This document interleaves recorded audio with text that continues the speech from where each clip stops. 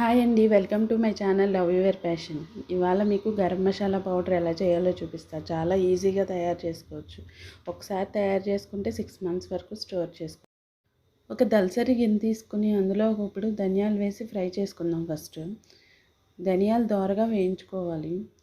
దోరగా వేయించుకుంటే ధనియాలు బాగుంటుంది టేస్ట్. ధనియాలు ఫ్రై అయితే మంచి స్మెల్ వస్తుంది. ఇప్పుడు ఒక ప్లేట్లోకి తీసేసుకుందాం. ఇప్పుడు ఒక హాఫ్ కప్పు జీలకర్ర వేసుకొని ఫ్రై చేసుకుందాం. జీలకర్ర కూడా ధనియాలలాగా దోరగా వేయించుకోవాలి. జీలకర్ర కూడా దోరగా ఫ్రై అయిపోయినాయి. ఇప్పుడు మనం వీటిని ఒక ప్లేట్లోకి ట్రాన్స్ఫర్ చేసేసుకుందాం. ఇప్పుడు ఒక హాఫ్ బౌల్ లవంగ మొగ్గలు, ఒక పావు కప్పు దాల్చిన చెక్క,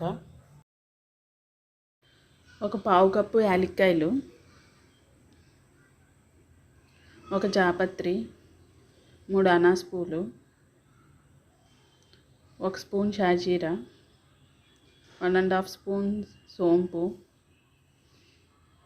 ఒక మరాఠీ మొగ్గ జాజికాయ వేసి ఫ్రై చేసుకోవాలి లైట్గా. మంట లో ఫ్లేమ్లో పెట్టి వేయించుకోవాలి, హై ఫ్లేమ్లో పెట్టకూడదు.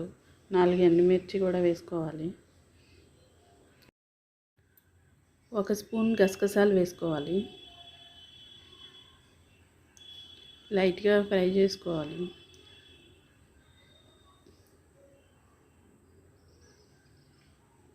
ఇప్పుడు ఒక 2 స్పూన్స్ మిరియాలు వేసుకోవాలి.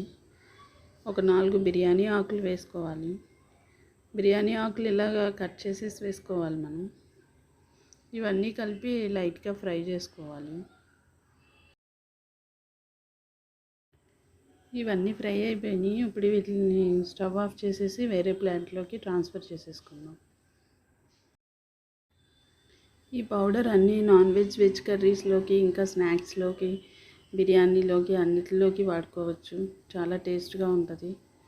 ఇవి మొత్తం బాగా చల్లారిపోయాక మనం మిక్సీ పెట్టుకుందాం. ఇవన్నీ బాగా చల్లారిపోయినాయి. ఇప్పుడు మనం మిక్సీ పెట్టేసుకుందాం.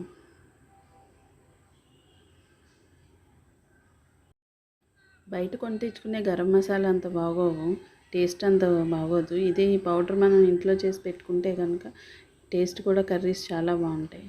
ఒకసారి ప్రిపేర్ చేసుకుంటే మనం 6 మంత్స్ వరకు స్టోర్ చేసుకోవచ్చు.